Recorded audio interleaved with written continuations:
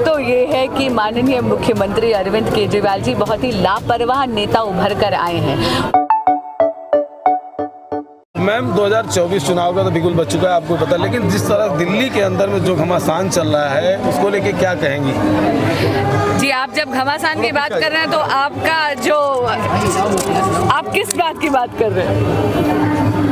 आम आदमी पार्टी की 4 सीट कंफर्म करी, अभी 3 कांग्रेस की रह गई जिसमें भी उम्मीदवारी नहीं उतारी गई, लेकिन अगर बीजेपी की बात करें 7 सीटों पे प्रत्याशी उतर चुके हैं मैदान में। दूसरी तरफ दिल्ली सरकार के मुखिया केजरीवाल जेल में हैं। आज उन्होंने कुछ खुलासा करने वाले थे, उस पर क्या कहेंगे? तो कुछ नहीं है, बनावटी सहानुभूति का प्रयास है। ये जो परिस्थिति उत्पन्न हुई है इसके लिए माननीय मुख्यमंत्री अरविंद केजरीवाल जी स्वयं जिम्मेदार है। उन्होंने 9 समन्स का निरादर कर ईडी को विवश करा कि वो आकर उनको कस्टोडियल इंटरोगेशन के लिए लेके जाए। मैंने पहले भी कहा था, माननीय मुख्यमंत्री अरविंद केजरीवाल जी स्वयं उन्होंने इन परिस्थितियों का निर्माण करा है।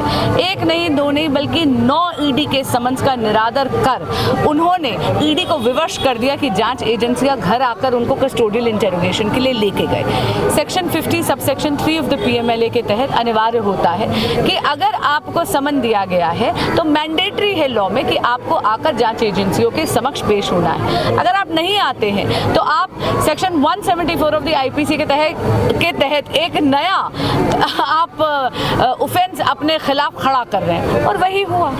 आज उन्होंने कोर्ट में बयान देने की बात कही कि बीजेपी ने उनके ऊपर दबाव डालकर उनको जेल भेजा गया। देखिए, ऐसा है, मैं जानती हूँ आम आदमी पार्टी का भाजपा पे किसी प्रकार का विश्वास नहीं, लेकिन इस देश की कचहरियों पे तो है।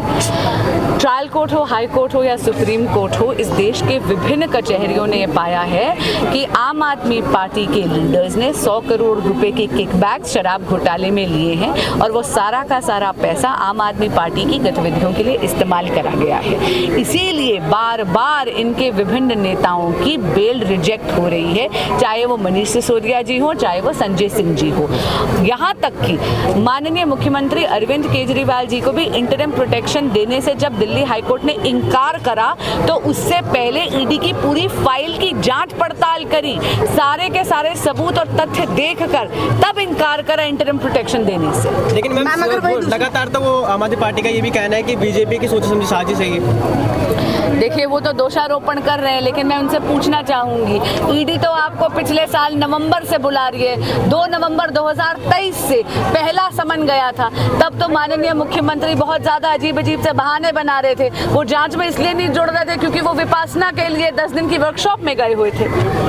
मैम, जिस तरीके से निशाना साध रही है आम आदमी पार्टी के चाहे तमाम कार्यकर्ता ही क्यों ना हो या विधायक क्यों ना हो, वो लोग कह रहे हैं कि जितने भी ये शरद रेड्डी का नाम जो इलेक्टोरल बॉन्ड में सबसे बड़ा नाम आया जा रहा है, कहा जा रहा है कि बीजेपी को 55 करोड़ रुपए दिए गए हैं, उस पर क्या? कुछ नहीं है, मैंने कहा ना, गुमराह करने का प्रयास करा जा रहा है। सच तो ये है कि माननीय मुख्यमंत्री अरविंद केजरीवाल जी बहुत ही लापरवाह नेता उभर कर आए हैं। उनको फर्क ही नहीं पड़ा कि माननीय मनीष सिसोदिया जी जेल में हैं 1 वर्ष से, उनको फर्क नहीं पड़ा कि उनके साथी संजय सिंह जी जेल में हैं, लेकिन माननीय मुख्यमंत्री अरविंद केजरीवाल जी केवल अपने राजनीतिक स्वार्थ के बारे में सोच रहे थे, और इसीलिए उन्होंने 9 समन्स का निरादर कर ईडी को विवश करा उनको आकर कस्टोडियल इंटरोगेशन के लिए लेके जाने में। Thank you.